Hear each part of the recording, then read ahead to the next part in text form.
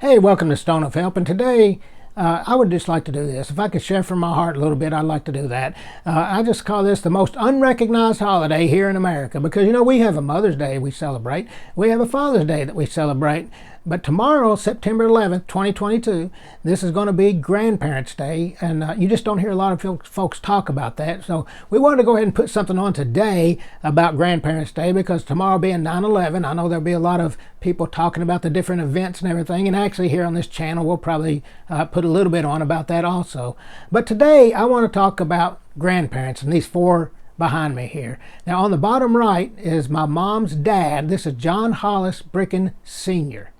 Now, many referred to him as John. The name that I heard most use was Hollis. Some used J.H., but I always knew him simply as Paul.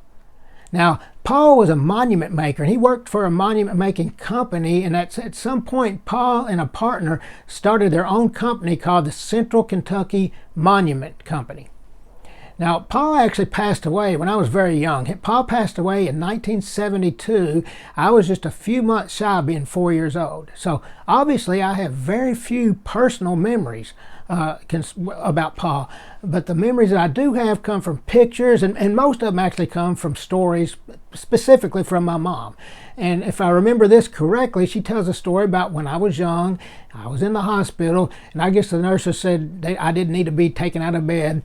But when Paul showed up in the room, things changed because there was at the end of the hallway, there was a nursery there with a big Mickey Mouse on the wall, and I wanted to go see Mickey Mouse, and Paul scooped his grandson up and took me down to the end of the hall, and let me see Mickey Mouse. Didn't matter what the nurses said.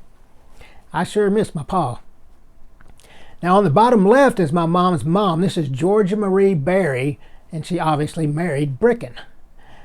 Several called her Georgia, but look, she's always been Granny to me. Granny worked for several years at the Fruit of the Loom factory in Campbellsville, Kentucky, and that evidently must have been the place to work because I got a lot of family that worked there at that factory. Now, Granny passed away in 1978, and I was just a couple months shy of 10 years old, so I do have memories of my Granny. A couple things I really remember, she loved to sing.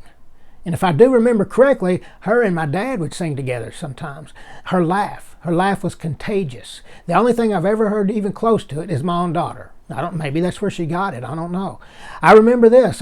She lived in Campbellsville. We lived right outside of Louisville, and it was always special when she would come to visit, because when she would come to visit, Chris had bunk beds, and I would sleep on the top bunk. Granny would sleep on the bottom bunk, and when the lights went out, the giggling started. We sounded like two little kids, and let's be honest, I was a little kid. Come on, but Granny, she was a little kid right along with me. And I was raised on Matchbox cars, and some people had Hot Wheels. I was raised on Matchbox. I would take some Matchbox cars, dump them out on the floor. Granny would I still remember, she'd get on her hands and knees and play Matchbox cars with me on the floor. I'm telling you something, I sure do miss my Granny. On the top right is my dad's dad. This is Elmer Lawson Johnson. He was referred to obviously as Elmer, but for me, he was always Pawpaw. Now, Pawpaw spent most of his life working on farms. Now, my dad tells a story when he was young that Pawpaw was a sharecropper, so he was always an extremely hard worker. And this picture actually that I have here of Pawpaw is there's not many like this. This is one of very few pictures where he's wearing a suit. I've got a few pictures where he's got some suit jackets on, but most of the pictures I have, and I don't think I personally have ever seen him unless he's wearing overalls. And in those overalls, he was great with a pocket knife, and he always had a pocket knife. And if my memory serves me correct, it would have been an Uncle Henry pocket knife that he was carrying around. Now, Pawpaw, he ended up passing away in 1983. I was 15 years old. Most of the memories that I have of Pawpaw are him having to deal with Alzheimer's. That was very slow, and it was very sad to watch. I'm going to tell you something. I sure miss my Pawpaw. On the top left is Mabel Claire Thompson, and she obviously married Johnson. Many called her Mabel, but not me. She was always Mama. And I'm going to tell you something. Mama knew how to cook. Oh my goodness. I'm sure they went to the grocery store at some time, but man, it didn't seem like it. Everything was fresh right out of the garden. And in between meals, this wasn't 4 meals, this between meals, there was always a plate of biscuits somewhere sitting on the table or sitting on the stove somewhere. And I've never tasted a biscuit like that before or since. Always tons of homemade preserves of just about any kind you could think of. I'm going to tell you something, she could cook. And I've always thought about something, because I believe whenever you go to heaven, I don't think you go just to hang out. I think you have a job to do. And I know there's going to be a marriage supper of the Lamb where there's going to be billions of people in attendance. And sometimes I wonder, is my mama up there cooking, getting ready for that? You know, I don't know. We'll find out when we get to heaven, I guess.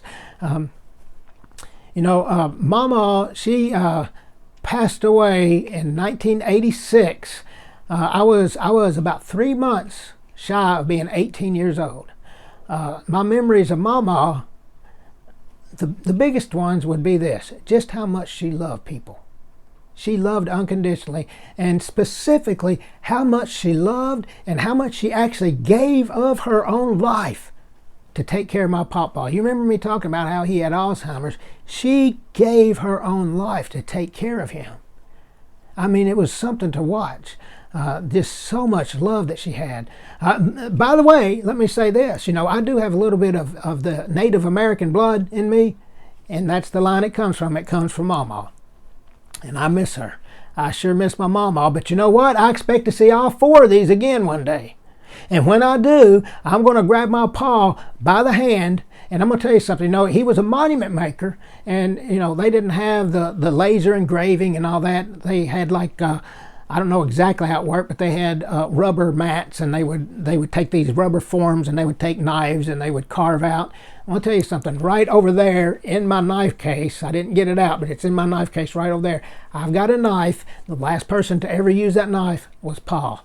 It still has rubber on it from where he carved these things out. What I'm going to do is this: when I get to heaven, I am going to grab the hand that last used that knife. I'm going to walk down the streets of gold, and I just want to talk, because he passed away and I was such a young age. I just want to catch up. What was it like to make monuments? I mean, his dad was a blacksmith. I want to know about that. I just want to know a little bit of family history. I just didn't get to know much because he passed away when I was so young. So there's lots of questions I have. Now, when it comes to my granny, when I find her in heaven, I'm going to tell you the first thing I'm going to do is not necessarily say a whole lot, but I'm going to throw my arms around her. I'm going to give her the biggest hug that I could give her, because I'm going to tell you something. I know something now that I didn't know then when I was a kid. You remember me telling you the story about when she would come and visit, and how, you know, we would play cars, and she would get down on her hands and knees and play cars. You remember me just saying that? Well, here's what I know now that I didn't know then. She was coming to Louisville not just to visit. She was coming for cancer treatments. She was on her hands and knees playing cards with her grandson, and I know she didn't feel like it. I want to throw my arms around her neck and hug her so hard and say, I realize now that the price that you were paying, the sacrifice that you were paying, just simply to play cards with me. I want to talk to my papa, and I want to know this: there's no longer any Alzheimer's that gets in the way. You see, Papa, for, you know, most of the time I can remember, he didn't remember my name.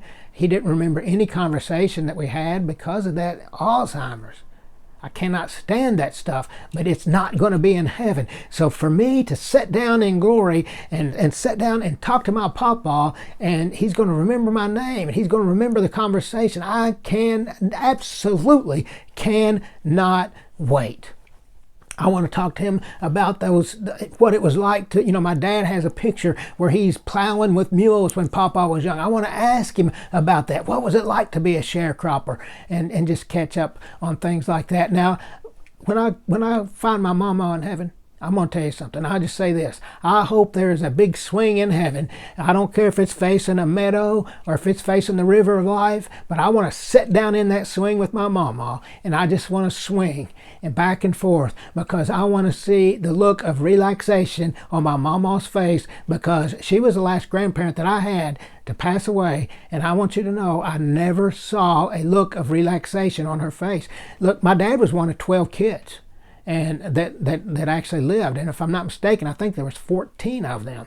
And so she was very busy raising a household. All, you know, when Dad was a kid, and then when all the kids got married and moved out, at some point after that, my papa ended up with Alzheimer's, and then she took care of him. She was always taking care of somebody. She was always had a look that was tired on her face because she gave of herself so much.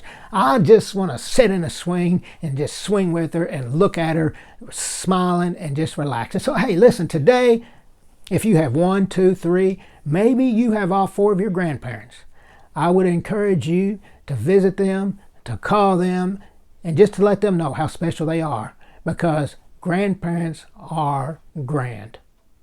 Always remember this, that the Lord is good. He's a stronghold in the day of trouble, and He knows them that trust in Him. Thank you all, and God bless you.